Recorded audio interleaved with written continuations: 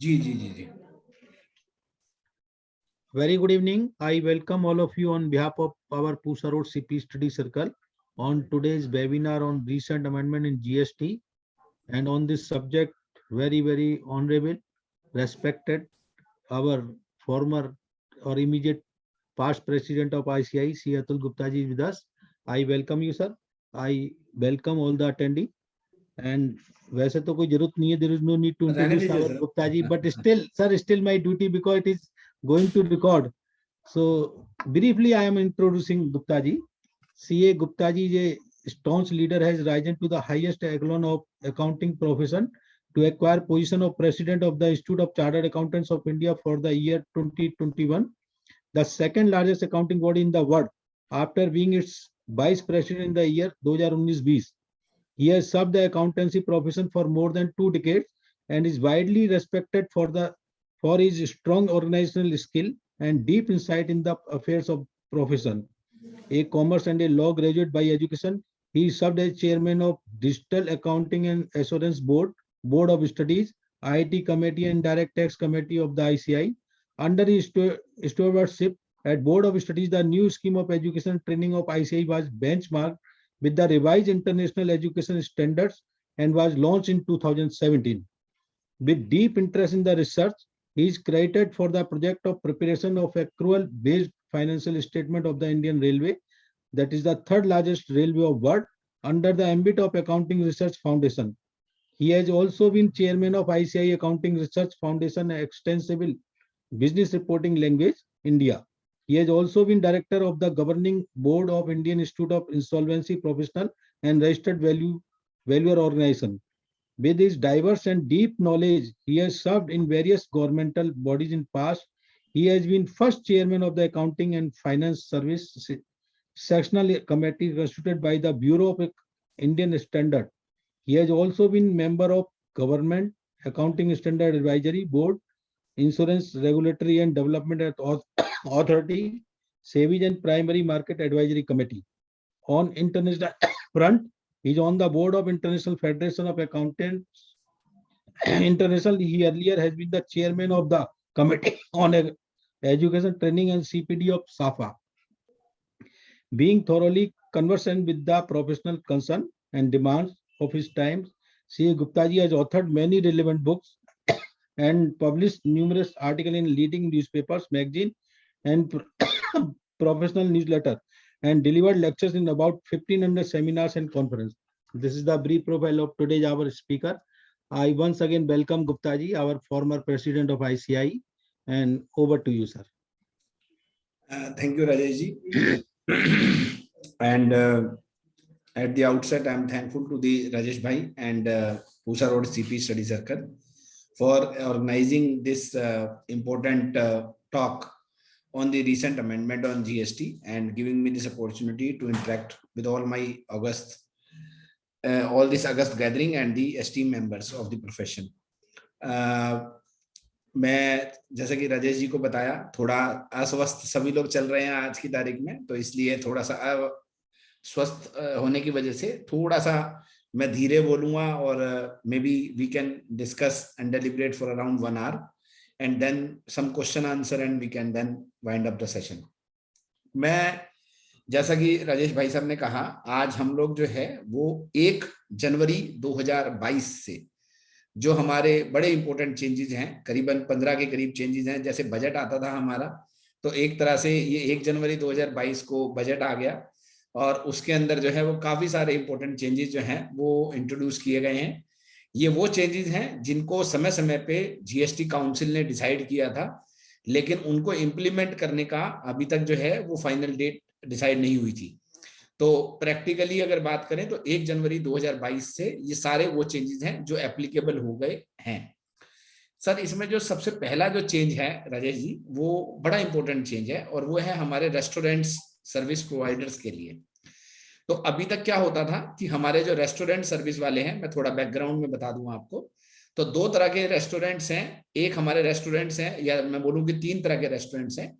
एक हमारे रेस्टोरेंट्स हैं जो छोटे रेस्टोरेंट हैं. जैसे एग्जांपल की बात है कि हम बोले सागर रत्ना, मैं नाम छोटा नहीं कहना चाह रहा, मतलब जो किसी 5 स्टार होटल में नहीं है, और एक हमारे रेस्टोरेंट्स हैं जो ऐसे होटल्स में हैं जहां पर किराया प्रतिदिन का जो किराया है 7,500 रुपए से ज्यादा का है। और तीसरे तरह के रेस्टोरेंट्स हैं जिनकी टर्नओवर 20 लाख या 40 लाख से कम होने की वजह से वो थ्रेशोल्ड लिमिट से भी नीचे आते थे। तो अभी नॉर्मल रेस्टोरेंट में क्या होता था कि अगर हम वहां पर खाना खाने जाते हैं तो उसके ऊपर वो 5% जीएसटी चार्ज करते हैं, बड़े में भी ऐसा ही है। और जो अनरजिस्टर्ड हैं 20 लाख से कम है टर्नओवर, उन पर जीएसटी नहीं लगता था।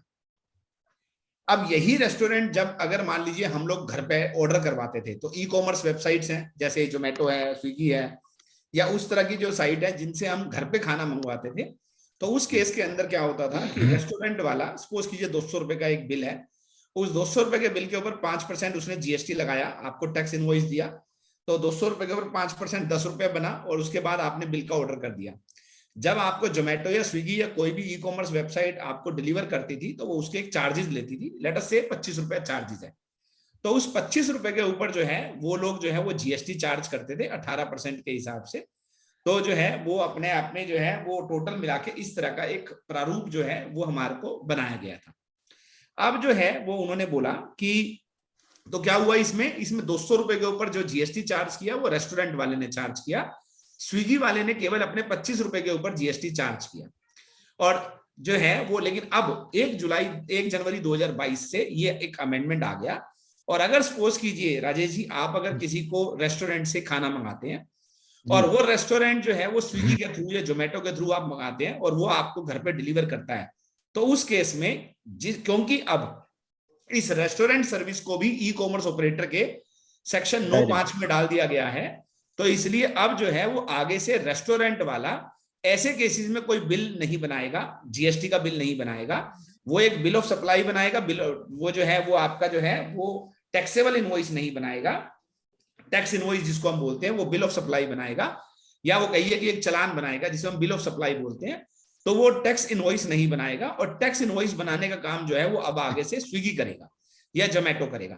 तो अब क्या होगा, वो 200 रुपए का सामान जो है वो बेचेगा, 200 रुपए में ही वो 1 मिनट के लिए स्विगी या जोमेटो को हैंड ओवर करेगा। और उसके बाद अगर मान लीजिए सपोज कीजिए कि उसका 25 रुपए का इनवॉइस है जोमेटो का या स्विगी का, तो 25 रुपए के ऊपर वो 18% लगाएगा आपसे, और 200 रुपए के ऊपर वो 5% का जीएसटी जो है वो आपसे चार्ज करेगा। तो इस तरीके से एक जो अपने आप में नया चेंज है। अब इससे रिलेटेड कुछ चेंजेस के बारे में, ये तो हो गया चेंज। अब इस चेंज के इंपैक्ट क्या है, तो वो हम लोग जो है वो 12-15 इंपैक्ट हैं जो हम लोगों को समझने हैं, ताकि हमारे जो एसएससी हैं, चाहे हमारा क्लाइंट हो जोमेटो स्विगी जैसा कोई व्यक्ति जो ई कॉमर्स ऑपरेटर की तरह काम कर रहा है, या हमारा कोई रेस्टोरेंट वाला क्लाइंट है, हमें उससे रिलेटेड जो है वो जीएसटी के बारे में बहुत सारी बातें समझने की जरूरत है। पहली बात ये, हाँ जी सर, इसमें ये बताइए सागर रत्ना जैसे है तो वो जोमेटो को कोई बिल नहीं करेगा? हाँ, जोमेटो को वो बिल करेगा, केवल बिल ऑफ सप्लाई करेगा, वो उसको टैक्स इनवॉइस नहीं देगा। तो इसका मतलब उसको इनपुट नहीं मिलेगा? उसको इनपुट पहले भी नहीं मिलता था। तो रेस्टोरेंट बिजनेस में क्या होता है कि 5% जीएसटी जब लगता है तो उनको इनपुट टैक्स क्रेडिट पहले भी नहीं मिलता था। ओके। तो मैं क्या करता हूँ राजेश जी, पहले मैं 5-10 मिनट आके एक्सप्लेन कर देता हूँ, फिर आपके क्वेश्चन में रुकूंगा और रेस्टोरेंट सर्विस से रिलेटेड क्वेश्चन लेंगे। मेरा मानना है कि मैं 90% क्वेश्चन आपके सॉल्व कर दूंगा, सॉल्व हो जाएंगे। तो उसमें क्या है कि हम लोग जो है वो अब क्या होगा, सागर रत्ना जो है वो 200 रुपए का बिल काटेगा, उसके ऊपर कोई वो जीएसटी चार्ज नहीं करेगा। स्विगी या जोमेटो जिससे आपने मंगाया वो 2 बिल देगा आपको, एक 200 रुपए का बिल देगा वो आपको जिसके ऊपर वो जीएसटी चार्ज करेगा 5% के हिसाब से, और 25 रुपए का बिल देगा वो अपनी सर्विस चार्ज का जिसके ऊपर वो 18% जीएसटी चार्ज करेगा। तो ऐसे केस में सागर रत्ना केवल कोई जीएसटी चार्ज नहीं करेगा। अब यहां पर जो है वो इंपॉर्टेंट बात जो है हमारी समझने की है कि यहां पर जो है सागर रत्ना के अंदर एक तो हुआ कि हम लोगों ने खाना राजेश जी अपने घर पे मंगवाया, सागर रत्ना के यहाँ पर लोग भी आ रहे हैं खाना खाने के लिए, तो वहां पर जो लोग खाना खाने के लिए जाएंगे उनके ऊपर कोई चेंज नहीं है, वहां पर पहले की तरह से सागर रत्ना 5% जीएसटी चार्ज करता रहेगा और उसको इनपुट टैक्स क्रेडिट नहीं मिलेगा, क्योंकि आईटीसी की फैसिलिटी 5% वाली स्कीम में अवेलेबल नहीं है। ये जो स्कीम है उन पे भी एप्लीकेबल नहीं है, जैसे मैंने बताया कि अगर हम खाना खाने खुद जा रहे हैं तो एप्लीकेबल नहीं है। ये स्कीम वहां पर भी एप्लीकेबल नहीं है जहां पर आपके होटल का रूम का चार्ज 7,500 से ज्यादा है, और उसके बाद जो है वो 7,000, ये एक लिख रहे हैं कि कांट हियर, तो इन्हीं के सर तो उसमें प्रॉब्लम होगी, हमारे तो इक्वल है। तो 7,500, तो अगर मान लीजिए हम लोगों ने अशोका होटल की बात करते हैं, या हम ली मेरिडियन की बात करते हैं, या हम ताज मानसिंह की बात करते हैं, तो उस केस में जहां पर मेरे रूम का रेंट 7,500 रुपए से ज्यादा है, तो उस केस के अंदर ये वाली स्कीम एप्लीकेबल नहीं है। उस केस के अंदर जो है वो जोमेटो और स्विगी वाला बिजनेस जो है वो ई कॉमर्स में वो अपने आप में फॉल नहीं करेगा। अब जो है वो जो अगला क्वेश्चन है वो ये कि इंपॉर्टेंट बात जो समझने की है कि जब भी स्विगी या जोमेटो जो है वो सागर रत्ना से ऑर्डर उठाता था, क्योंकि वो ई कॉमर्स ऑपरेटर में था, तो वो एक टीसीएस का प्रोविजन उस पर एप्लीकेबल होता था और वो टीसीएस उसका काट के जमा कराता था। अब इस केस के अंदर वो टीसीएस के प्रोविजन से बाहर आ जाएगा उस बिलों के लिए, क्योंकि यहां पर जो है वो अब रेस्टोरेंट वाला जो है वो जोमेटो को एक तरह से सप्लाई कर रहा है और जोमेटो जो है वो कस्टमर को रेस्टोरेंट सर्विस दे रहा है। तो इसलिए जो है वो अपने आप में जो है वो टीसीएस का प्रोविजन अब ऐसी ट्रांजैक्शंस पे एप्लीकेबल नहीं रहेगा। यहां पर इंपॉर्टेंट बात एक और समझने की है, सीखने की है कि जोमेटो जो है वो दो तरह के बिल काट रहा है। अब 25 रुपए का बिल काट रहा है अपनी सर्विस चार्ज के लिए, और 200 रुपए का बिल काट रहा है जो वो किसी के यहां से खाना उठा के ले आया और वो उसने अपने आप में हमारे को सप्लाई किया। तो उस केस में जोमेटो को जो है वो इनपुट टैक्स क्रेडिट कैसे मिलेगा? तो जोमेटो को उस 25 रुपए के लिए पूरा क्रेडिट मिलता रहेगा, और जो उसने 200 रुपए का बिल काटा, तो क्योंकि अब 200 रुपए के ऊपर 5% जीएसटी चार्ज कर रहा है, इसलिए उसको क्रेडिट नहीं मिलेगा। तो इसलिए या तो वो separate books of accounts maintain करेगा, या फिर वो जो है अपने आप में प्रोपोर्शनेट क्रेडिट लेगा, जो रूल 42 के अंदर हमारे को सिखाया गया है। मैंने शायद पिछले प्रोग्राम में आपको बताया था, अगर नहीं बोलेंगे तो मैं इस बार फिर एक बार सिखा दूंगा कि रूल 42 में हमें बताया गया कि किस तरीके से हमें रेशो कैलकुलेट करके हमारे को क्रेडिट जो है वो कितना मिलेगा वो हमारे को कैलकुलेट करना होता है। तो इस तरीके से अगर मान लीजिए जो सेलर की लायबिलिटी है वो लगभग नील हो जाती है, जिस केस में हम जोमेटो या स्विगी से सप्लाई करते हैं, जीएसटीआर पहले की तरह से बढ़ती रहेगी। अपने आप में जो है वो स्विगी या जोमेटो जो है वो अपने कमीशन चार्ज के ऊपर फुल रेट के ऊपर जो है वो अपने आप में चार्ज करते रहेंगे। एक और बड़ी इंपॉर्टेंट बात है कि मान लीजिए सागर रत्ना कहता है, ये सागर रत्ना की बात नहीं करते क्योंकि वो बड़ा ब्रांड है, एक छोटा व्यक्ति है जिसकी टर्नओवर 30-40 लाख है, जिनमें से 25 लाख रुपए का सामान उसने जो है वो जोमेटो और स्विगी के थ्रू सप्लाई किया, और 15 लाख रुपए का उसने खाना उसके रेस्टोरेंट में सप्लाई किया। अब उसकी थ्रेशोल्ड लिमिट क्या होगी? क्या उसको एग्जम्पशन मिल जाएगी 20 लाख वाली? क्या उसको अपने आप में रजिस्ट्रेशन नहीं कराना? 15 लाख पर जीएसटी नहीं लगेगा? तो मैं आपको ये बता दूं कि हमारे को डिपार्टमेंट ने एक सर्कुलर इशू किया है 167/2021। जो हमारा सर्कुलर है वो है 167/2021, जिसमें ये बात क्लैरिफाई कर दी गई है कि ऐसे केस में जो हमारी स्विगी वाली टर्नओवर है वो भी टर्नओवर जो है वो जोड़ी जाएगी, और उसके बाद ही आपकी एग्रीगेट टर्नओवर में जोड़ने के बाद जो है वो अपने आप में थ्रेशोल्ड लिमिट जो है वो एक बार के लिए इस तरीके से देखी जाएगी। साहब उसके बाद जो है वो अनरजिस्टर्ड व्यक्ति का एक और क्वेश्चन उठ सकता है कि मान लीजिए सपोज कीजिए पहले एक व्यक्ति था जिसकी 10 लाख की टर्नओवर थी, और वो जो है वो स्विगी और जोमेटो के थ्रू हम उससे कुछ खाना मंगवाते थे, परंतु वो 10 लाख के नीचे आता था तो उसके ऊपर जीएसटी हमारे को चार्ज नहीं होता था। लेकिन अब क्योंकि जो है वो ई कॉमर्स ऑपरेटर के थ्रू ये सामान भिजवा रहा है, तो उसकी चाहे टर्नओवर 10 लाख हो या 5 लाख हो, अगर वो सामान स्विगी या जोमेटो के थ्रू आ रहा है तो उसके ऊपर स्विगी या जोमेटो जो है वो जीएसटी चार्ज करेगा। मेरे कहने का मतलब, स्विगी ने अगर ये जोमेटो ने एक बार सामान उठा लिया, तो चाहे वो अनरजिस्टर्ड व्यक्ति से उठाया हो, चाहे वो 1 मिनट के लिए रेस्टोरेंट से उठाया हो, उसके लिए सेम है और हमारे लिए भी सेम है। वो उसके ऊपर जो है वो जीएसटी की लायबिलिटी जो है वो एज इट इज जो है वो अपने आप में बन जाएगी। उसके बाद जो है वो एक और क्वेश्चन आता है कि जो सप्लाईज ऑफ रेस्टोरेंट सर्विस जो होती है, जो अपने आप में वो होता है, तो क्या स्विगी या जोमेटो को रिवर्स चार्ज में कोई जीएसटी जमा कराना है, क्योंकि उसने जो है वो सप्लाई जो है वो एक अपने आप में 3B के अंदर दिखाने के पर्पज से, तो वो ऐसा प्रोविजन कोई एप्लीकेबल नहीं होगा। ये अपने आप में उस तरह की कोई किसी भी तरह की एप्लीकेबिलिटी नहीं है। तो ये जो है वो हमारे कुछ पॉइंट थे जो मैंने मोर और लेस सारे के सारे पॉइंट जो है वो स्विगी या रेस्टोरेंट या जोमेटो से रिलेटेड जो हमारा चेंज आया है, नोटिफिकेशन नंबर 17/2021 है जिसके थ्रू ये अमेंडमेंट आई है, और सर्कुलर नंबर है 167/2021 17/12/2021 का है, जिसके थ्रू ये सारी की सारी अमेंडमेंट जो है वो अपनी 1 जनवरी 2022 से एप्लीकेबल हो गई है। तो अब मैं चाहूंगा कि आपको जो है वो अगर आपका कोई क्वेश्चन रह गया हो जो मैं नहीं आंसर दे पाया हूं राजेश जी या आपके जो हमारे कुलीग्स हैं, then I can take the questions for the restaurant service. नहीं, अभी तो कोई क्वेश्चन नहीं है सर, आपने इतना आपका कोई बढ़िया। क्वेश्चन है जो आप कह रहे थे, पूछ रहे थे? नहीं नहीं नहीं सर, क्लियर हो गया, क्लियर हो गया। इतना अच्छा बताया आपने, सब क्लियर है सर।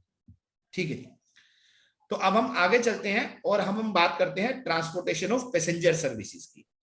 तो उसके अंदर क्या होता है कि हम लोग जो है वो, जैसे इसी में भी वही बात है, ई कॉमर्स, ओला और उबर की बात कर रहे हैं कि हम लोग जो है वो जैसे ओला और उबर से कोई गाड़ी बुक कराते हैं तो उसके ऊपर जीएसटी लगता है, लेकिन जो है वो उसके अंदर जो है वो हमारी एक होती है ओमनी बस, या हमारे कुछ और मोटर व्हीकल होते हैं जैसे ऑटो। हम ऑटो से गए तो उबर ऑटो भी चलता है। तो होता क्या था कि अगर हम कैब कराते थे तो उसके ऊपर जीएसटी लगता था, लेकिन अगर हम ऑटो में जाते थे तो उसके ऊपर जो है वो उबर का जो सर्विस चार्ज है उस पर तो जीएसटी लगता था, लेकिन जो है वो ऑटो वाले पोर्शन पे जीएसटी नहीं लगता था। दोबारा क्लियर करूं सर? क्लियर है सर, क्लियर है। अब जो है वो इस अमेंडमेंट के बाद 1 जनवरी 2022 से उन सभी तरह की पैसेंजर सर्विसेज पे, चाहे वो ओमनी बस के थ्रू गए या एनी अदर मोटर व्हीकल के थ्रू गए, जैसे एग्जांपल की बात है मीटर्ड कैब, आप जो है वो काली पीली टैक्सी हुआ करती थी, अगर वो अपने आप चल रही है कोई प्रॉब्लम नहीं है, लेकिन अगर वो ई कॉमर्स ऑपरेटर के थ्रू चल रही है, ई रिक्शा, ऑटो, अगर ये इस तरह के कोई भी, अगर स्टेज कैरिज, अगर कोई भी इस तरह के व्हीकल है जो अपने आप में चल रहे हैं, वो तो पहले की तरह से एग्जम्प्ट बने रहेंगे, लेकिन अगर वो किसी ई कॉमर्स ऑपरेटर के थ्रू अपने आप को अटैच करके करते हैं तो वो जो एग्जम्पशन उनको अवेलेबल थी, जैसे ऑटो को एग्जम्पशन अवेलेबल है कि अगर आप ऑटो से सवारी करते हैं तो उस पर जीएसटी नहीं लगता है, लेकिन अगर एक ऑटो अपने आप को ई कॉमर्स ऑपरेटर से जोड़ लेता है तो उस पोर्शन का, जिस पोर्शन को उसने ई कॉमर्स से जोड़ा, तो उसकी पूरी टर्नओवर एग्जाम टैक्सेबल नहीं होगी।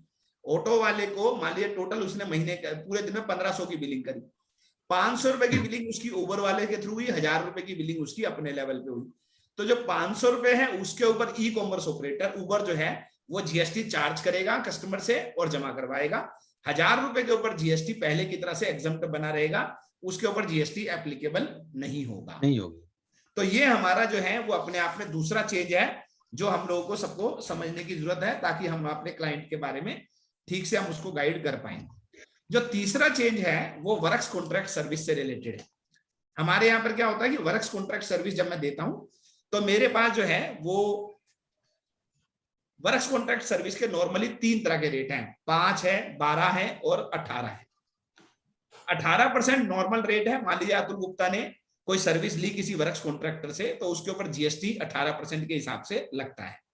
लेकिन अगर मैं government, central government, state government, local authority, union territory, governmental authority, governmental entity, ये 6 तरह के नाम मैंने लिए।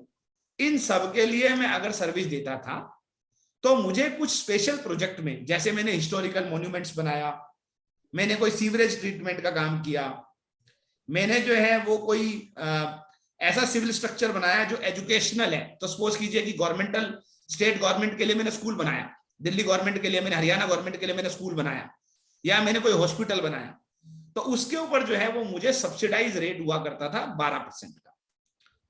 ठीक है साहब। इसी तरीके से मान लीजिए मैं कोई अर्थवर्क कर रहा हूं, अर्थवर्क होता है जैसे मैं एयरपोर्ट में मिट्टी का काम कर रहा हूं, तो उसके अंदर उस केस में जो जीएसटी का रेट हुआ करता था वो 5% का हुआ करता था। अब उन्होंने बोला कि ये जो एग्जम्पशन है कि 18 की जगह मैं 12 या 5 लगा रहा हूं, ये मैंने आपको 6 तरह के लोगों के लिए बताई थी, central government, state government, union territory और लोकल अथॉरिटी। इन चारों के लिए तो ये एग्जम्पशन पहले की तरह से बनी रहेगी और वही रेट लगेगा 5 और 12। लेकिन अगर कोई गवर्नमेंटल अथॉरिटी है या गवर्नमेंटल एंटिटी है, गवर्नमेंटल अथॉरिटी क्या होती है, जहां पर 1 मिनट के लिए 90% जो कंट्रोल होता है वो गवर्नमेंट का होता है। ठीक है ना साहब, 90% से ज्यादा कंट्रोल गवर्नमेंट का होता है। या गवर्नमेंटल एंटिटी होती है कि जो establish under the act of parliament होती है। तो उस केस के अंदर जो है ये 5 और 12 का बेनिफिट नहीं मिलेगा, अब आपको 18% के हिसाब से ही जीएसटी जो है वो एप्लीकेबल हुआ करेगा। तो इसलिए वर्क्स कॉन्ट्रैक्टर जो हमारे भाई हैं, जो हमारे क्लाइंट सीए चार्टर्ड अकाउंटेंट सुन रहे हैं, जिनके पास कोई ऐसा क्लाइंट है जो वर्क्स कॉन्ट्रैक्ट की सर्विस देता है और वो अपने आप में किसी गवर्नमेंटल अथॉरिटी के लिए काम करता था, गवर्नमेंटल एंटिटी के लिए काम करता था, अब उस पर उनको इमीडिएट बेसिस पे 1 जनवरी से रेट जीएसटी का 5 या 12 की जगह 18% लगेगा। ये हम सब लोगों को बात को अच्छे से समझ लेना चाहिए। इसी तरीके से हमारे पास कुछ एग्जम्पशंस भी हुआ करती थी कि सपोज कीजिए कि मैं एक वर्क्स कॉन्ट्रैक्ट कर रहा हूं प्योर सर्विस से रिलेटेड, प्योर सर्विस का काम कर रहा हूं, जिसमें मटेरियल की वैल्यू जो है वो अपने आप में बहुत नेग्लिजिबल है, और वो काम जो है वो आर्टिकल 243(2)W के अंदर एक हमारा आर्टिकल है कॉन्स्टिट्यूशन के अंदर, जहां पर हम लोग जो है जैसे सड़कें का रख रखाव, बिजली का रख रखाव, सैनिटाइजेशन, एजुकेशन से रिलेटेड हम काम करते हैं।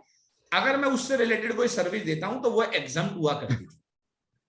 अब वो जो एग्जम्पशन है, जो central government, state government, governmental authority, जो यूनियन टेरिटरी और लोकल अथॉरिटी के लिए तो बनी रहेगी, वो एग्जम्पशन अब गवर्नमेंटल अथॉरिटी और गवर्नमेंटल एंटिटी के लिए भी खत्म हो गई है।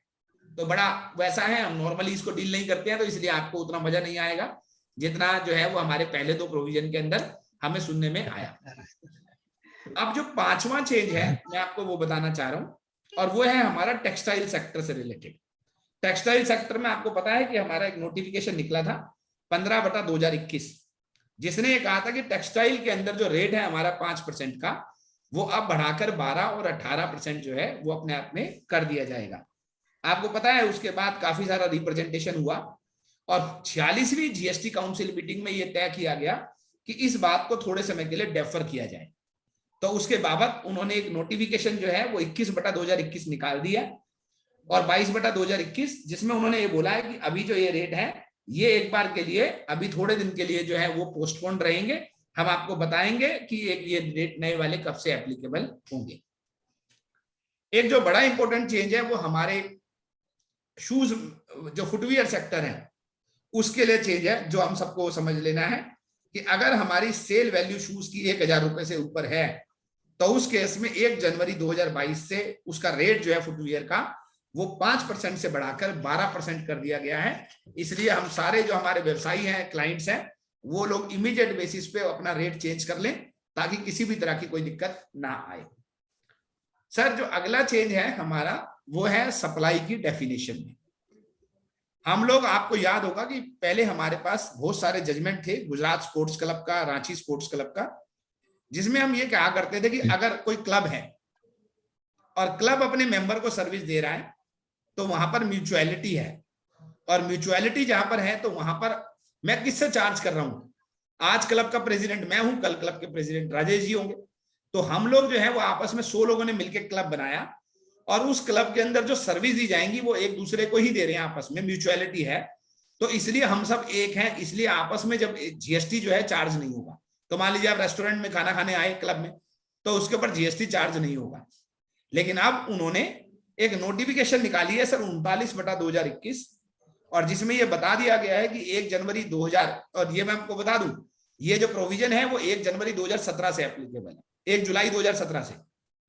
तो ये रिट्रोस्पेक्टिव अमेंडमेंट है 1 जुलाई 2017 से, और उसमें ये बोल दिया गया है कि सप्लाई की डेफिनेशन के अंदर द एक्टिविटी और transaction by a person other than an individual to its member और कॉन्स्टिट्यूएंट्स और vice versa for cash, deferred payment और other valuable consideration will be the part of supply, meaning thereby, अगर मैं अपने club के अंदर, अपनी associations के अंदर अगर मैं कोई सर्विस दे रहा हूं और उसके लिए कोई अमाउंट चार्ज कर रहा हूं, तो वो अपने आप में जीएसटी के दायरे में आएगा। म्यूचुअलिटी कह के आप उससे बाहर नहीं हो सकते हैं। तो कई बार हम लोग ये भी सोचते थे कि आईसीआई में फीस क्यों लगे, फीस पे जीएसटी क्यों लगे। आपको पता होगा कि आईसीआई ने अपने आप में एक रिट वो एडवांस रूलिंग के लिए भी फाइल किया कि हमारे को जो है वो मेंबरशिप फीस पे जीएसटी नहीं लगना चाहिए। तो ये अपने आप में एक लाइव केस हो सकता है कि जहां पर गवर्नमेंट ने ये अमेंडमेंट 1 जुलाई 2017 से कर दी है, तो इसलिए जो है वो अपने आप में जो है वो जीएसटी के दायरे में अपने आप में आने की जो संभावना है वो उस बात को ध्यान में रखते हुए, इंटरप्रिटेशन को ध्यान में रखते हुए वो और मजबूत हो जाती है। थैंक्सफुली हम लोगों ने 1 जुलाई 17 के बाद आईसीआई ने और हम सब लोगों ने जीएसटी चार्ज करके गवर्नमेंट को पे किया हुआ है, इसलिए उसका साइड इफेक्ट एज सच नहीं होगा।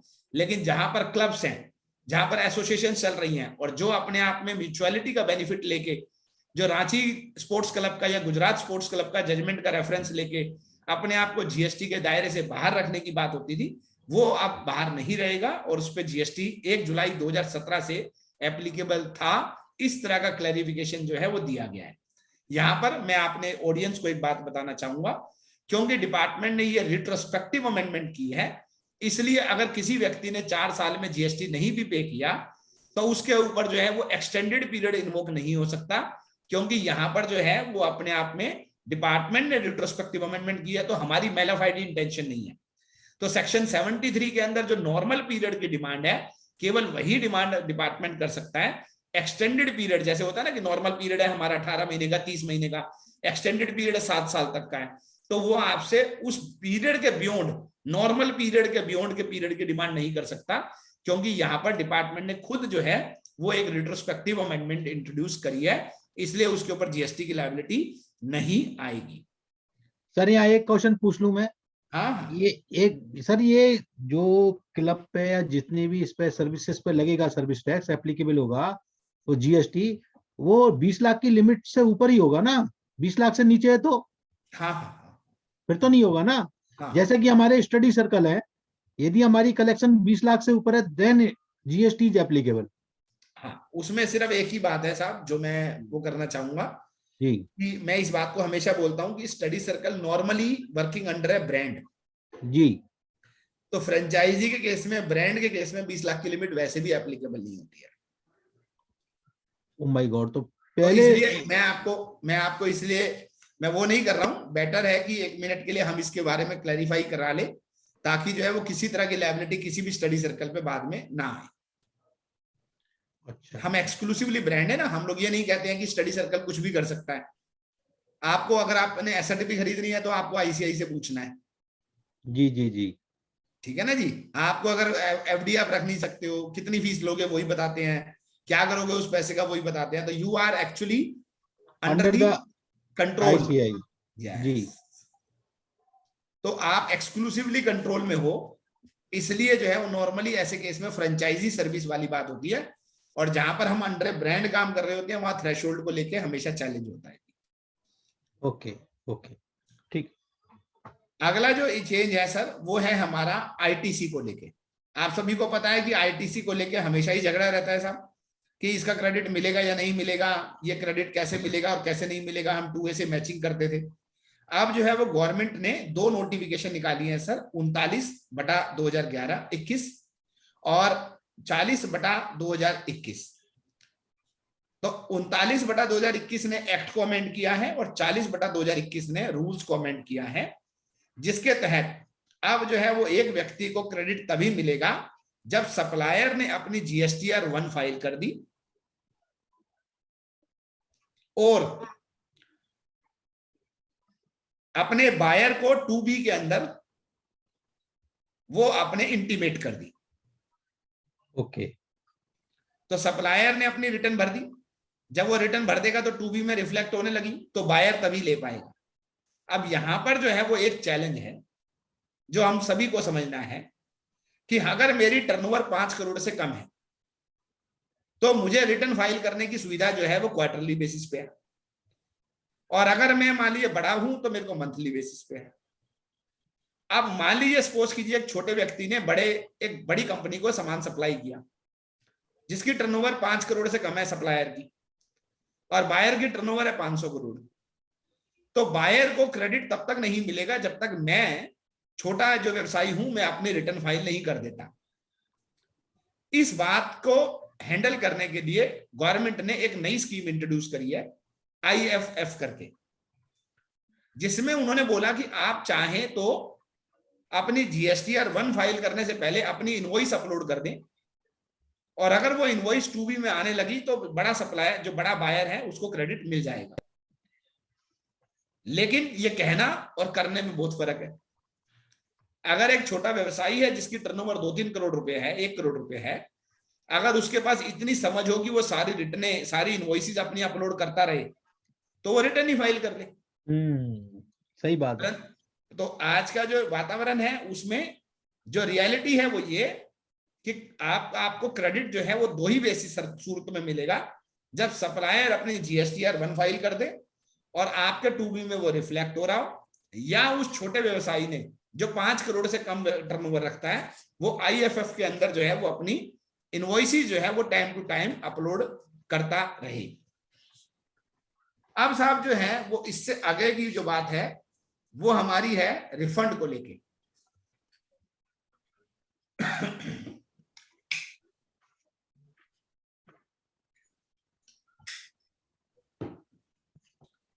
रिफंड के लिए एक छोटा सा चेंज है कि जब उन्होंने आधार नंबर को जो है वो जीएसटी के रिफंड के साथ मैंडेटरी करना था, उसके लिए बातें थी, लेकिन अब फाइनली 1 जनवरी 2022 से उसको मैंडेटरी कर दिया गया है। तो इसलिए आप 1 जनवरी 2022 के बाद जो भी रिफंड फाइल होंगे उसमें आधार नंबर से लिंकेज कराना जो है वो अपने आप में कंपलसरी है साहब। इसके बाद जो है वो एक और बड़ी बात है जो बहुत बड़ा चेंज है। मैं आपको रिक्वेस्ट करूंगा कि हमारे सारे चार्टर्ड अकाउंटेंट भाई इस बात को बड़े ध्यान से सुने। नॉर्मली चार्टर्ड अकाउंटेंट्स जो हैं वो हमारे कुलीग्स जो हैं वो कंप्लायंस पे ज्यादा फोकस करते हैं। मैं हमेशा से इस बात को कहता हूं कि कंप्लायंस तो धीरे धीरे कंप्यूटर के पास ऑटोमेशन में चली जाएगी। जब आपकी ई इनवॉइसिंग में सारी इनवॉइस ही आपने जीएसटीएन से क्यूआर कोड लेने के लिए या आईआरएन नंबर लेने के लिए अपलोड कर दी, तो एक समय ऐसे आएगा कि जीएसटीआर 1 फाइल करने की जरूरत भी नहीं रहेगी, डिपार्टमेंट ही आपको ऑटो पॉपुलेट करके दे देगा। सही बात है। इसलिए हमारे चार्टर्ड अकाउंटेंट भाइयों को ज्यादा लिटिगेशन, एनालिसिस, इंटरप्रिटेशन, जूरिस्प्रूडेंस पे काम करना चाहिए। और एक बहुत बड़ा चेंज जो अब आया है राजेश जी, मतलब मैं ये कहूंगा कि थोड़ा सा अगर ठीक से हम इसको फॉलो नहीं कर पाए तो भव्य चेंज है, डरावना चेंज है, और वो हमारा रिकवरी प्रोसीडिंग्स को लेके या प्रॉपर्टी की अटैचमेंट को लेके है। जरा ध्यान से सुनिएगा कि उन्होंने क्या कहा कि पहले जो है वो अगर कभी डिपार्टमेंट ने आपको कहा कि भाई आपका जो है वो टैक्स जमा नहीं है पूरा, और डिपार्टमेंट वालों ने आपको बोला कि भाई आपका तो टैक्स बनता है और आपने देने की पोजीशन में नहीं हो, तो वो आपकी क्या करता है, बैंक सीज कर देता था और प्रॉपर्टी को अटैच करने की बात करता था। पहले ये जो प्रोविजन थे वो केवल और केवल जो है वो कुछ सर्टेन पर्टिकुलर रीजंस की वजह से हुआ करते थे। जैसे मान लीजिए एक कोई आदमी है जो कभी बिजनेस ही नहीं, रजिस्ट्रेशन ही नहीं कराया, टर्नओवर है 5-10 करोड़ की, किसी मेन होलसेल मार्केट में बैठा हुआ है, ऐसे ही काम कर रहा है, डिपार्टमेंट आया बोला भाई साहब ये क्या मजाक कर रहे हो आपने तो रजिस्ट्रेशन ही नहीं कराया, टर्नओवर करोड़ों में है, या वो आपकी रिटर्न फाइल नहीं कर रहा है आपकी। तो ऐसे केसेस के अंदर ही जो है वो प्रॉपर्टी अटैच करने का या बैंक अटैच करने का प्रोविजन हुआ करता था। अब उन्होंने बिना किसी लिमिट के बैंक अटैच करने के लिए या प्रॉपर्टी अटैच करने के लिए जितने भी हमारे प्रोविजन है, जैसे मान लीजिए कि आपका केस स्क्रूटनी में चल रहा है, शो कॉज नोटिस आया और उनको लगता है कि आप पैसे जमा नहीं कराने वाले हो, तो आपकी प्रॉपर्टी अटैच कर सकते हैं इमीडिएटली। तो जितने भी मेरे प्रोविजन है सेक्शन 59 से लेकर 84 तक, self assessment, provisional assessment, scrutiny of return, non filing of return, unregistered person, summary assessment, inspection, search, seizure, inspection of goods in movement, ठीक है साहब 1 मिनट के लिए, या आपका जो है शॉर्ट पेड टैक्स या एरनस रिफंड है, या आपने जो इनपुट क्रेडिट रॉन्गली क्लेम कर लिया जो फेक इनवॉइसेस की बात होती थी, या आपने जो है वो tax collected but not paid to the government, tax wrongfully collected and paid to the government, recovery proceedings, recovery of tax, transfer of property to be void, payment of tax and other amount in instalments, ये वो सारे provision हैं जिनके अंदर जो है वो अब रिकवरी प्रोसीडिंग्स को परमिट कर दिया गया है।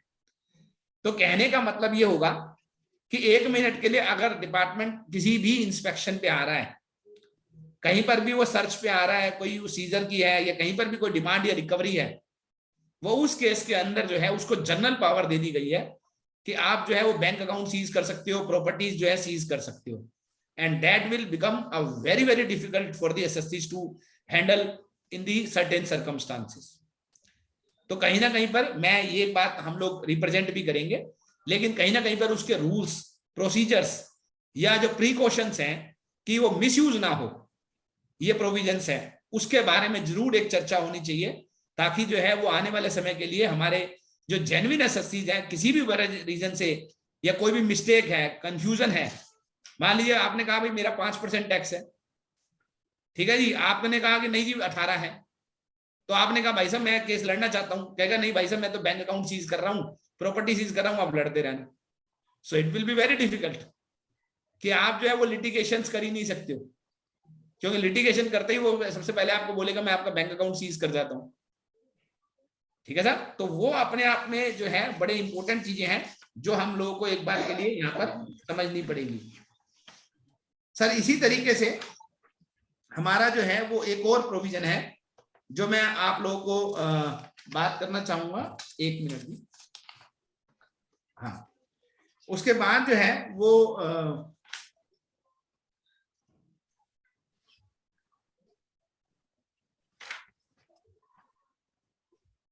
मैं जो अगली बात कर रहा हूं आपसे सर, वो है हमारा सेक्शन 129, रास्ते में सामान पकड़ा गया। तो हमारा जो है वो सेक्शन 129 एप्लीकेबल होता है जब जो है वो रास्ते में सामान पकड़ा जाता है। तो उस केस के अंदर जो है वो क्या क्या प्रोविजन जो है वो अपने आप में एप्लीकेबल होंगे। इसमें मैं आपको सेक्शन 79 और 83 की जब मैं बात कर रहा था, मैं आपको ये और बता दूं कि डिपार्टमेंट के पास ये भी पावर मिल गई है कि वो चाहे तो वो जो है वो आपके डेटर से भी रिकवर कर सकता है। आपको जो है वो 1 मिनट के लिए जो है वो आपका कोई रिफंड वगैरह बनता है तो वो भी आपसे रोक सकता है। आपके सामान को भी बेच सकता है, प्रॉपर्टी को भी सीज कर सकता है, और आपके डीसी को भी लिख सकता है, और सीपीसी की धारा भी अपने आप में एप्लीकेबल होकर मजिस्ट्रेट के पास भी केस को ले जाया जा सकता है। तो ये सारे वो प्रोविजन है जो 1 मिनट के लिए ऑफिसर्स को विद दिस जो है वो एक स्पेशल जो है पावर के तहत जो है वो अपने आप में मिल गए हैं। तो अभी आपने देखा होगा कि रिकवरी प्रोसीडिंग्स को लेके जो है वो सारी बात जो है वो हो रही थी, वो सारे व्हाट्सएप भी घूम रहे हैं। तो रिकवरी प्रोसीडिंग्स को लेके जो ये रिकवरी प्रोसीडिंग्स है सेक्शन 79 की, मैं उसके लिए बता दूं कि अगर कोई भी ऐसा सिनेरियो है तो उसके पास जो है वो डिपार्टमेंट के पास ये सारी पावर होती है। अब ये बात होती है कि जो रिकवरी प्रोसीडिंग्स है ये शुरू कब होगी। तो मैंने आपको जो सेक्शन बताया, इसके अलावा एक और बात मैं बता दूं आपको कि अगर राजेश जी जीएसटीआर 1 में मैंने दिखाया कि मेरा 5 लाख टैक्स बनता है, और जीएसटीआर 3B में मान लीजिए मैंने 4,50,000 रुपए जमा कराया, तो वो 50,000 रुपया ये मानते हुए कि जो जीएसटीआर 1 आपने फाइल किया था वो सेल्फ असेस टैक्स है, आपसे 50,000 रुपए के ऊपर सेक्शन 79 की रिकवरी प्रोसीडिंग शुरू हो जाएगी। अब जो है सेक्शन 79 में जैसे ही 50,000 का डिफरेंस आया, आपको नोटिस आ जाएगा सेक्शन 79 का, आपको उसका रिप्लाई सबमिट करना है। और अगर डिपार्टमेंट को जस्टिफाई नहीं लगा, क्योंकि क्या होता है कई बार आपने कोई भूल गए थे, पिछली बार वाला, पिछली बार कोई इनवॉइस भूल गए थे आपने, जीएसटीआर 1 में तो दिखा दी, तो पिछली बार 3B में ज्यादा था, 1 में कम था, इस बार 1 में ज्यादा है 3B में कम है, देखा जाए तो सेट ऑफ हो जाएगा, पर वो कहेगा मैंने नहीं देखा। तो वो क्या करेगा, 1 में 2 लाख है और 3B में 1.5 लाख है, वो आपको 50,000 का 79 का नोटिस दे देगा। और 79 के नोटिस में क्या क्या हो सकता है वो मैं आपको बता चुका, दोबारा बता देता हूं कि वो आपको अपॉर्चुनिटी ऑफ बीइंग हर्ड देगा, लेकिन अगर आपने एग्री नहीं किया या वो नहीं क्लैरिफाई हुआ तो उस केस के अंदर वो आपका रिफंड रोक सकता है, आपकी गुड्स को बेच सकता है, वो आपके डेटर्स को लेटर लिख सकता है, वो आपकी प्रॉपर्टी को डिटेन कर सकता है, वो आपको जो है वो आपके डिस्ट्रिक्ट कलेक्टर को लिख सकता है, और आपके ऊपर मजिस्ट्रेट के पास जाके सीपीसी की धारा एप्लीकेबल कर सकता है। तो अभी क्या होने वाला है, जो भी राजेश जी जो मैंने बात बोली लिटिगेशन, जी अभी मैं ऑफिस में ही बात कर रहा था कि जो भी केस में मिसमैच आया, हाँ वहां ये प्रॉब्लम आएगी, वहां पर केस स्क्रूटनी में आ गया। तो इसलिए जो है वो 1 मिनट के लिए हम सबको ये बात समझनी पड़ेगी कि आने वाले टाइम में लाखों की संख्या में स्क्रूटनी जो है वो हमारे कोलीग्स को हैंडल करनी होगी। ये अपने आप में मुश्किल होगा या उसके लिए हमें एक्सपर्टाइज डेवलप करनी है, ये हमारे लिए एक अपने आप में एक मैटर ऑफ इंट्रोस्पेक्शन है। तो हमें इसके बारे में चर्चा करनी चाहिए, अपील कैसे ड्राफ्ट करें, कैसे रिप्लाई ड्राफ्ट करें। तो ड्राफ्टिंग के ऊपर एक प्रोग्राम आपको जरूर जो है वो अलग से किसी को भी बुला के आपको जरूर करना चाहिए, how to draft the reply. आपसे बेटर कौन है सर, आप ही को हम परेशान करेंगे। चलो सर कोई बात नहीं, देख लेंगे सर, तो आप जैसे भी आदेश करेंगे, पर यह है कि आपको प्रोग्राम जरूर ऑर्गेनाइज करना चाहिए सर। सर अगला जो चेंज है वो हमारा सेक्शन 129 में है, ट्रक रास्ते में पकड़ा गया, सामान सीज हो गया, कागज पूरे नहीं थे, तो उस केस के अंदर अब एक नया अमेंडमेंट आ गया, नोटिफिकेशन नंबर लिख लीजिए 39/2021, 1 जनवरी से एप्लीकेबल है। सामान को छुड़वाने के लिए ओनर आया, सप्लायर आया, भाई साहब सामान छोड़ दो, तो उस केस के अंदर क्या होगा, मान लीजिए वो 5 लाख का सामान है, तो उसके ऊपर 90 या 18% का टैक्स है, तो 90,000 रुपए जमा होंगे, प्लस जो है वो 200% पेनल्टी, 1,80,000 की पेनल्टी लगेगी। तो प्रैक्टिकली अगर बात करें तो आपको 54% टैक्स होगा। 54% हो गया, 54%। ठीक है साहब। अगर एग्जम्प्ट गुड है तो 2% टैक्स होगा जी, और 25,000 रुपए विच एवर इज लेस। तो 2 लाख का सामान है तो 4,000 रुपया एग्जम्प्टेड गुड्स के अंदर, और 25,000 which ever is less. Sir exempted goods किन केसेस में पकड़ा जा सकता है, जब है ही एग्जेम्प्टेड तो? हाँ, तो इनवॉइस ही नहीं है, ओके, ई-वे बिल नहीं है, ई-वे बिल नहीं है, ओके। आगे चलते हैं सर। मालिक आया नहीं, जो वो था और सेलर था वो नहीं आया, बायर को आना पड़ा, या ट्रक वाले को खुद ही क्लियर कराना है। जी जी। तो उस केस में जो है वो 2 लाख का सामान है एग्जाम्पल के लिए, तो उस पर टैक्स लगेगा जी 18% के हिसाब से 36,000 रुपए, और 50% of the value of the goods.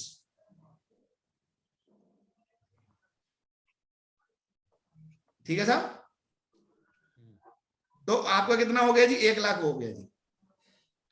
तो 2 लाख के सामान पे 1,18,000 रुपए टैक्स हो गया, और 200% ऑफ द टैक्स, मतलब 36,000 which ever is higher.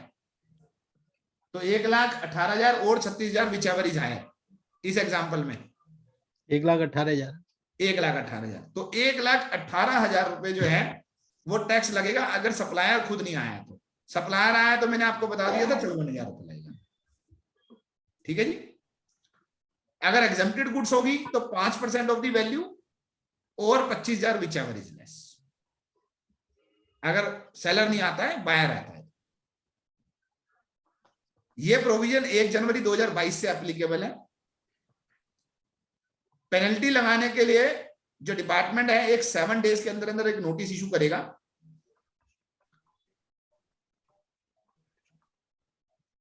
Opportunity of being heard दी जाएगी, आपको अपीयर होना है, और अगर 15 दिन के अंदर अंदर आपने पेनल्टी जमा नहीं कराई ऑर्डर के, तो आपके सामान को जो है वो ऑक्शन कर दिया जाएगा। ठीक है साहब। और जो ट्रक है वो 1 लाख रुपए की पेनल्टी के बाद जो है,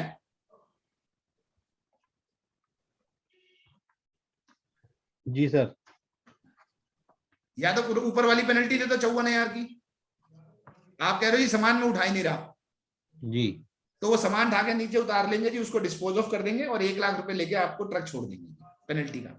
मतलब ट्रक के ऊपर भी पेनल्टी 1 लाख रुपए की है? हाँ जी।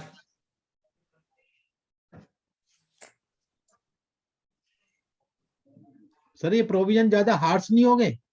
मैं तो आपको बोल ही रहा हूं सर। तो बिजनेसमैन कैसे काम करेगा सर?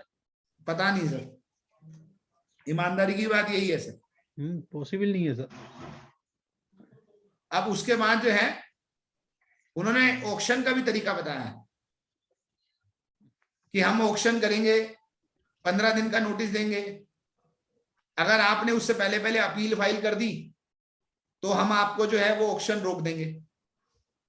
पेरिशेबल गुड्स के लिए 15 दिन भी नहीं देंगे, और अपील फाइल करने के लिए आपको पेनल्टी का 25% जमा कराना होगा। तो 54,000 जो हमारा वो था पेनल्टी, तो उसका 25% 10,500 रुपए जमा कराएंगे तो ही अपील फाइल हो सकती है, तभी अपील फाइल होगी। और जो ऑक्शन से सामान बिकेगा, तो मान लिया सामान 2 लाख का था, सामान बिक गया 1.5 लाख का, तो सबसे पहले वो ऑक्शन के चार्जेस मान लिया 10,000 है तो वो 10,000 माइनस करेंगे, उसके बाद वो 54,000 रुपए माइनस करेंगे, और उसके बाद जो बैलेंस होगा वो आपके इलेक्ट्रॉनिक कैश लेजर में अगर रजिस्टर्ड हो तो, और अनरजिस्टर्ड हो तो आपके बैंक अकाउंट में ट्रांसफर कर देंगे। तो गवर्नमेंट जो है department will do the business आपके बिहाफ पे। इसके लिए हमारे को कुछ नए फॉर्म्स बनाने की जरूरत थी, तो गवर्नमेंट ने कुछ नए फॉर्म नोटिफाई किए हैं जी, DRC 10, 11, 12, 22 और 23। ये उसी के लिए है जो 129 सेक्शन के लिए DRC 10, 11, 12, 22 और 23। और एक नया फॉर्म भी आ गया है अपील का। अभी अपीलेट अथॉरिटी तो नहीं है, लेकिन शायद जल्दी बनने वाली है, इसलिए उन्होंने एक फॉर्म रिलीज कर दिया है, GST अपील APL 01।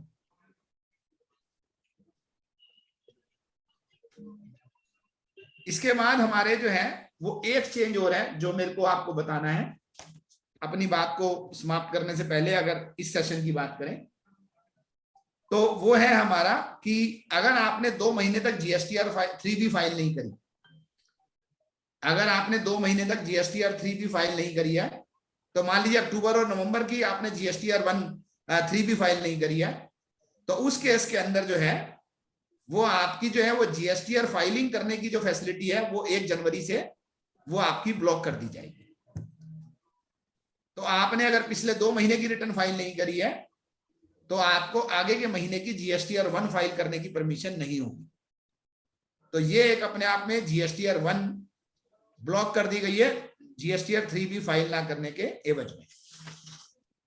तो सर ये थे हमारे वो चेंजेस जो 1 जनवरी 2022 से एप्लीकेबल हुए हैं।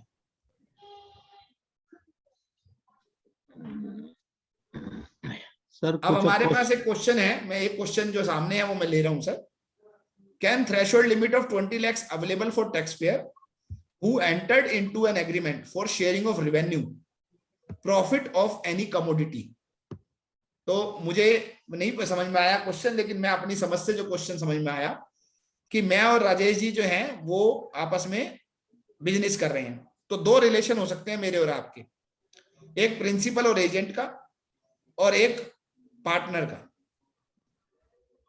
तो अगर और एक है मेरी ब्रांच का, मैं और आप एक ब्रांच है, तो अगर मैं ब्रांच हूं तो भी GST लगेगा और 20 लाख की थ्रेशोल्ड का कोई चक्कर नहीं है जी, मतलब 20 लाख की थ्रेशोल्ड, क्योंकि company as a PAN number देखी जाएगी। अगर जो है वो प्रिंसिपल टू प्रिंसिपल है, जैसा कि हमारे भाई साहब ने, रोहित जी ने लिख दिया इसके ऊपर कि वो प्रिंसिपल टू प्रिंसिपल है, तो उस केस के अंदर जो है वो GST लगेगा। उसपे 20 लाख की थ्रेशोल्ड अवेलेबल है, सब्जेक्ट टू की एक प्रिंसिपल की टर्नओवर इतनी है। तो मान लीजिए एग्जांपल की बात है कि राजेश जी एक प्रोडक्शन करते हैं, मैं प्रिंसिपल टू प्रिंसिपल पे उनसे खरीदता हूं और मार्केट में बेचता हूं, तो उस पर GST की क्या बात है, मेरी 20 लाख की थ्रेशोल्ड अलग देखी जाएगी। लेकिन जो आपने क्वेश्चन पूछा वो थोड़ा वो है शेयरिंग ऑफ रिवेन्यू।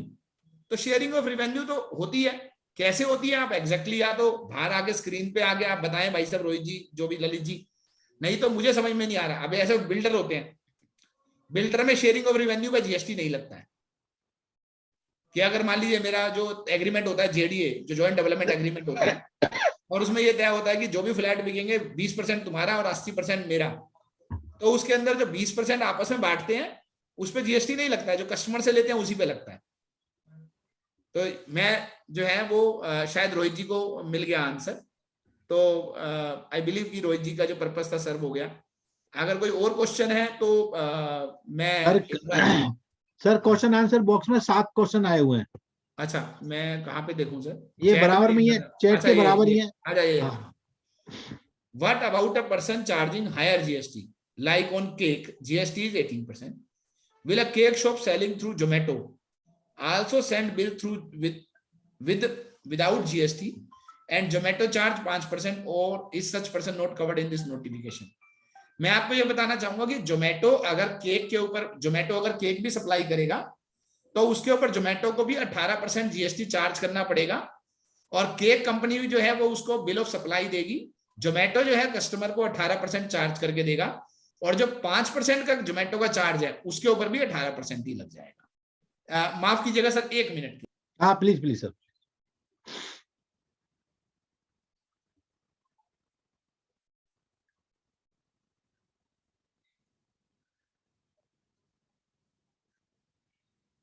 क्वेश्चन है वो हमारा, once reflected in GSTR through B, then can receiver can file corresponding GSTR 3B after due date of September and can claim, sir. Once reflected in GSTR 2B, then can receiver can file corresponding GSTR 3B.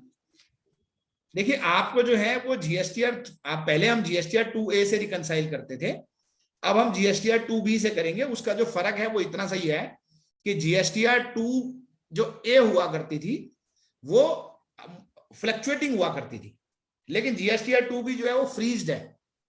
इसलिए आप जो है वो बाद में ये नहीं कर सकते हो कि सर नहीं ये बाद में आ गया आ गया आ गया। तो इसलिए जो है यही फर्क जीएसटीआर 2A और 2B में है, बाकी प्रोविजन एज इट इज है, कोई चेंज नहीं है जी। Rangappa ji, I believe I answered your question. The next question is, sir, Bar Association constituted building committee to construct chamber for advocate through contractor and received payment in installment. Whether building committee liable for GST? If yes, can claim benefit of input credit against bill received by the contractor view of latest amendment. मैं आपको ये बताना चाहूंगा अशोक सिंगला जी कि अगर मान लीजिए bar association एक बिल्डर की तरह बिहेव करे तो जितना भी जीएसटी मैं अपने कॉन्ट्रैक्टर को पे कर रहा हूं और मैं आगे से रिकवर कर रहा हूं तो मुझे इनपुट क्रेडिट अवेलेबल है। सिंपल भाषा में अगर मैं बात कहूं तो अब आप कहोगे नहीं जी हम लोग तो उनके साथ कॉन्ट्रैक्टर, हम वो नहीं बन रहे बिल्डर, हम उनसे ऐसा करेंगे, म्यूचुअलिटी है ये, वो फिर अलग बात है। लेकिन अगर मैं बार एसोसिएशन को एक बिल्डर की तरह से ट्रीट करूं तो उस केस के अंदर जो है ये होगा कि कॉन्ट्रैक्टर जीएसटी चार्ज करेगा, आप उसको क्रेडिट क्लेम रखेंगे। जब आप अपने एडवोकेट से चार्ज करेंगे उसके अगेंस्ट में आप उससे क्रेडिट ले सकते हैं। So you behave like a builder, then you can pass on the benefit to the advocate. हाँ, एडवोकेट के साथ जो आप चार्ज करोगे उसका क्रेडिट उसको नहीं मिलेगा क्योंकि that is prohibited as per the section 17 sub section 5 block credit में आता है। What is the GST liability on mobilisation advance received under works contract? The contract is with material of 18%। तो जैसे मैंने आपको बताया कि मोबिलाइजेशन एडवांस पे तो जीएसटी जो है वो मोबिलाइजेशन एडवांस पे जीएसटी लगेगा जी वर्क्स कॉन्ट्रैक्ट के केस में। इसमें कहीं पर कोई रियायत नहीं है, मोबिलाइजेशन एडवांस पे भी जीएसटी लगता है जी। अगला क्वेश्चन है रंगप्पा जी का again, if supplier by mistake tax invoice detail of B2B entered in B2C then it will not reflect in GSTR 2B. So it is better to introduce GSTR 1 R1, GSTR 2, GSTR 3. एक suggest उसमें amendment का, हाँ तो amendment का वो नहीं है ना, आप उस केस में उसको वापस कर दीजिए और नई इनवॉइस रेज कर दीजिए। मेरा ये आपको कहना है, ये रिवीजन का प्रोविजन जो है वो रिटर्न्स में अवेलेबल नहीं है। आप क्रेडिट नोट इशू करके एक नई इनवॉइस इशू कर दीजिए और वो B2B में दिखा दीजिए। Whether penalty can be levied on unregistered dealer in case of exempted good for not issuing e-way bill as he does not deal in taxable goods.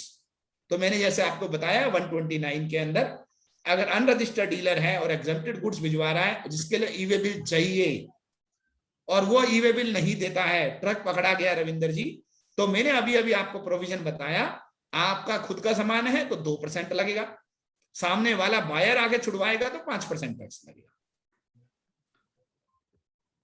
If value of the truck is less than 1 lakh then, Ashok Arora ji पूछ रहे हैं, तो भाई साहब उन्हीं को दे आना truck, आप ट्रक उन्हीं को दे देना, बोलना भाई साहब रख लो अपने पास, मैं क्या करूंगा ट्रक का, वो तो आपकी कॉल है सर। तो इसलिए जो है वो तो पेनल्टी का प्रोविजन दिया हुआ है सर, अब बाकी तो फिर ऑक्शन ही होगी sir. Sir, if we are collecting membership fees from Rotary Club member, do we have to collect GST on the same?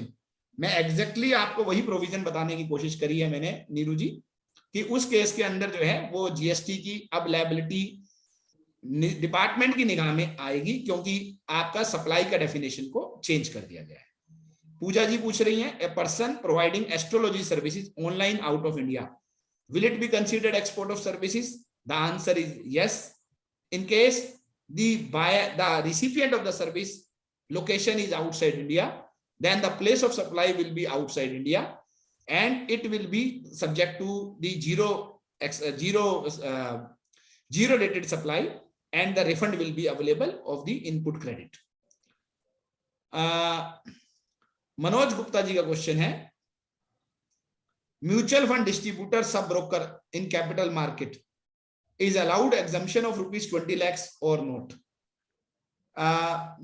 जो म्यूचुअल फंड डिस्ट्रीब्यूटर्स हैं या मनोज जी या सब ब्रोकर्स हैं, उनके लिए 20 लाख रुपए की एग्जम्पशन एज सच कोई अवेलेबल नहीं है। तो मतलब अवेलेबल है उनके लिए, नॉर्मल सर्कमस्टांसिस हैं। लेकिन अगर मैंने आपको जैसे बताया कि अगर कोई एक्सक्लूसिवली किसी प्रोडक्ट में डील करता है तो वहां पर अपने आप में, लेकिन यहाँ पर तो रिवर्स चार्ज भी एप्लीकेबल था जहां तक मुझे याद है, तो सब ब्रोकर्स के केस में। तो आप एक बार उस चीज को देख लीजिएगा। In case it is under the reverse charge, then the registration in any case is not required,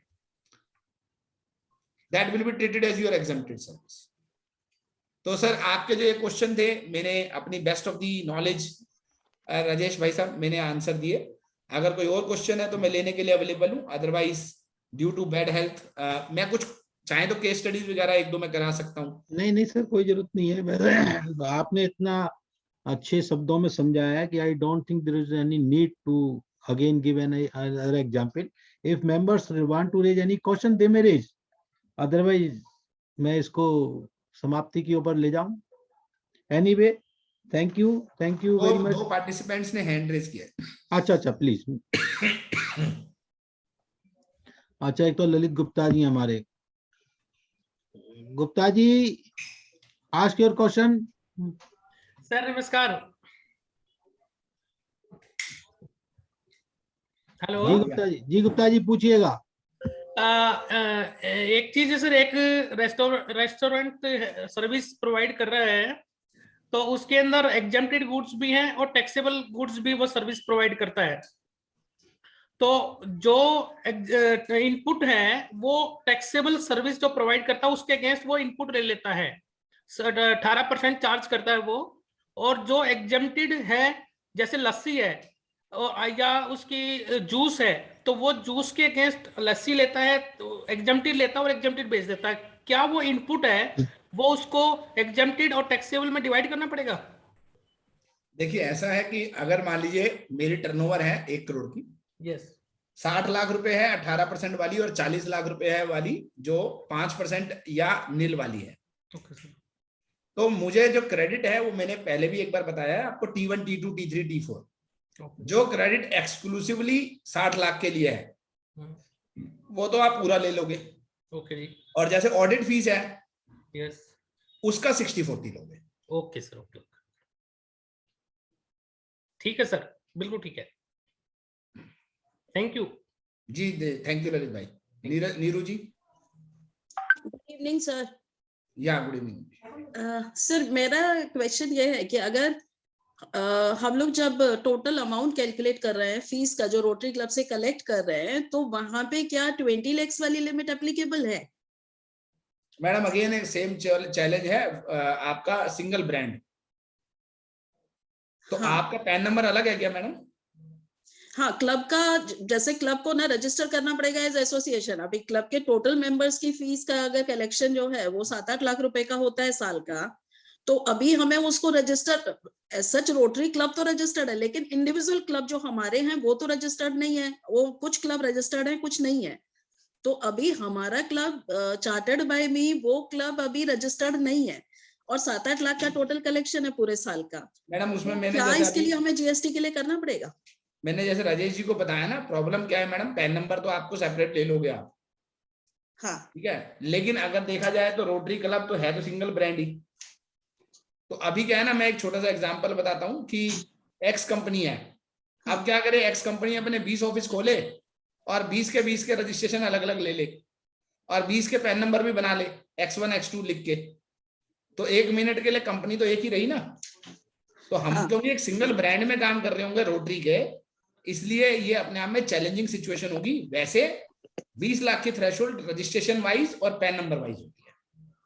हाँ, तो अभी क्या है कि सर क्लब्स की जो फॉर्मेशन है ना, उसमें क्या होता है कि हम लोगों को अगर अपने क्लब के लिए चाहिए तो ये हमारा ऑप्शन है, हम उसको ट्रस्ट अलग, मतलब इंडिविजुअल क्लब्स अपनी ट्रस्ट बनाते हैं और इंडिविजुअल क्लब्स ही अपना एसोसिएशन रजिस्टर करते हैं।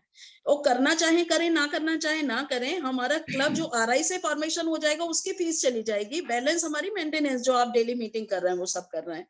तो उस केस में अभी क्वेश्चन ये है कि क्या वो मैंडेटरली हमें करा लेना चाहिए या अवॉइड कर सकते हैं? तो कह रहा हूँ, आप अपने हेड ऑफिस को कुछ फीस देते होंगे ना? हाँ सर। रोटरी नाम अपने आप से तो नहीं रख सकते आप अपना? नहीं सर, बिल्कुल। Under the supervision and control of the Rotary headquarter ही हो आप। बिल्कुल बिल्कुल।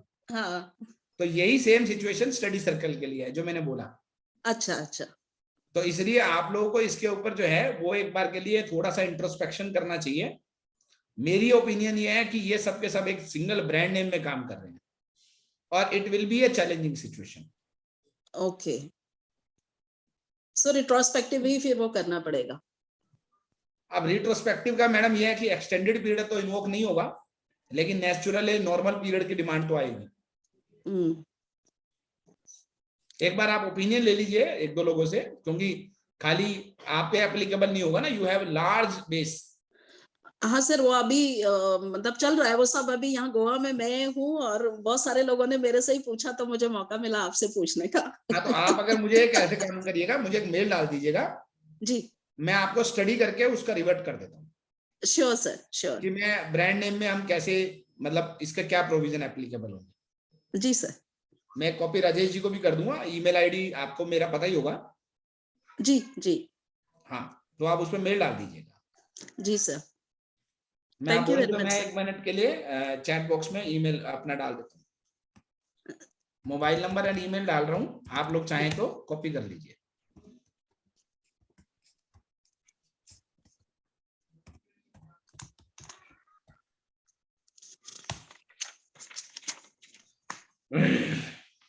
आपको मिल गया है मैडम? जी सर, जी सर। हाँ हाँ, तो ये आप इस पे डाल दीजिएगा। I will do the study and reverting.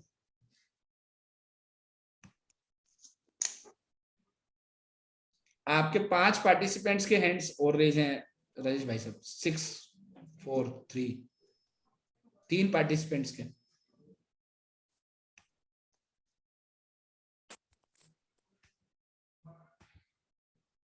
Ashok जी, आपको कोई क्वेश्चन है?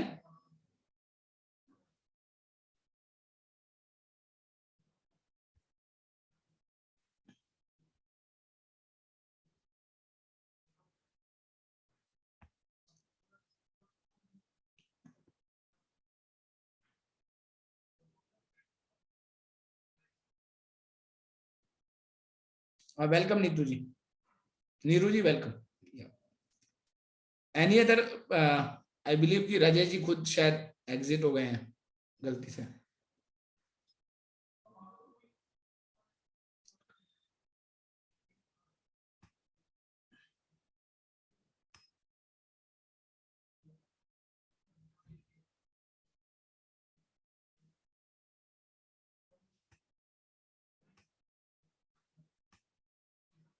अशोक जी, मैंने आपको पैनलिस्ट बना दिया, पूछिए सर।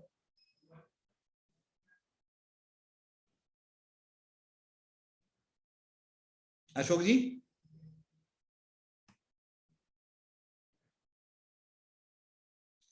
मनीष जी, अभी कोई अपडेट नहीं है।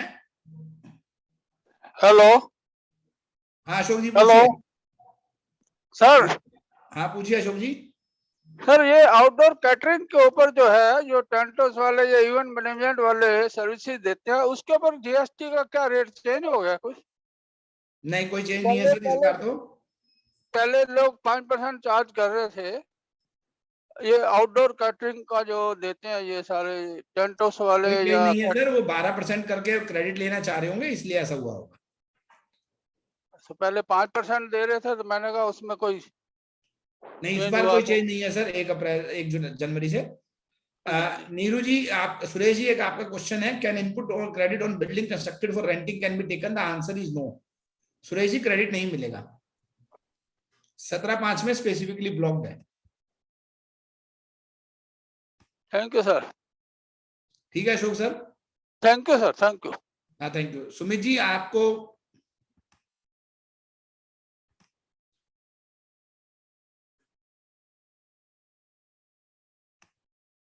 आपको मैंने पैनलिस्ट पे बना दिया। आप राजेश भैया, राजेश जी वापस आ गए?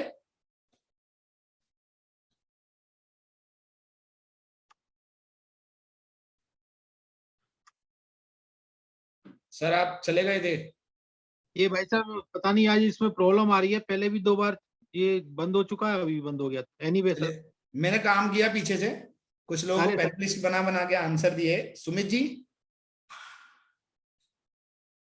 आपको कोई क्वेश्चन रहता है या सर हो गया complete? I think there is no question, sir. एक क्वेश्चन है विजय कुमार नेमानी जी का, इक्विपमेंट जी। Fix asset received on loan basis.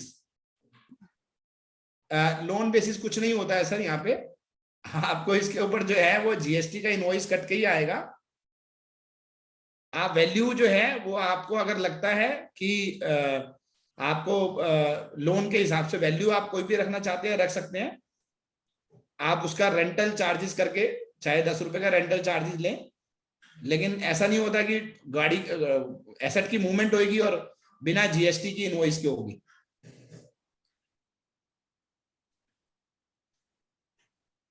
और कोई क्वेश्चन सर? मैंने मोबाइल से ज्वाइन किया हुआ है तो मैं I am unable to see it question sir. नहीं वो और नहीं है राजेश जी, मैंने सारे क्वेश्चंस के आंसर दे दिए हैं। मनीष जी का Okay, क्वेश्चन था sir. ट्रिब्यूनल यूपी में अभी नहीं आया है, जब आएगा इसका नोटिफिकेशन आ जाएगा sir. Okay, sir. Thank you. Thank you very much for giving some light on important changes which are going to effect from 1st January 2022. You have started the changes from restaurant under section 9(5), then transport of passenger, works contract, exemption, textile sector, main changes, footwear sector, supply of definition, and then ITC, refund and draconian provision on recovery, confiscation of goods, seizure of goods, and then penalties. And you have also thrown some light on new forms, appeal forms also. Sir, thank you. Thank you very much. You have already taken so many questions, remove all the difficulties from the members. And once again, thank you. और उसके बाद, sir, I request you please give us some time for drafting of reply as you suggested. I am eager to hold seminar or webinar on this subject. And last में बस एक ही बात कहना चाहूंगा, ये मैं लाइटर मोड में हमेशा कह देता हूँ कि अतुल गुप्ता जी जो कि बड़े कर्मठ हैं और उनको काम करने का मौका भी बहुत इंस्टीट्यूट में मिला, और he is the only president जिनको कि 19-20 और 20-21 में फर्क मालूम है, क्योंकि 19-20 में सर वाइस प्रेसिडेंट थे और 20-21 में प्रेसिडेंट बने, तो सर को 19 और 20-21 का फर्क भी मालूम है। With this sir, thank you very much sir. और आज बड़ी प्रॉब्लम हुई है और लोगों के सर बड़े मैसेज हैं कि वो ज्वाइन नहीं कर पा रहे थे। अब पता नहीं क्या हुआ, जूम भी स्टार्टिंग में 2 बार बंद हो गया, अभी भी बंद हुआ है, मैंने मोबाइल से ज्वाइन किया हुआ है। Thank you sir. Okay sir, thank you very much sir. Thank you all the attendee also.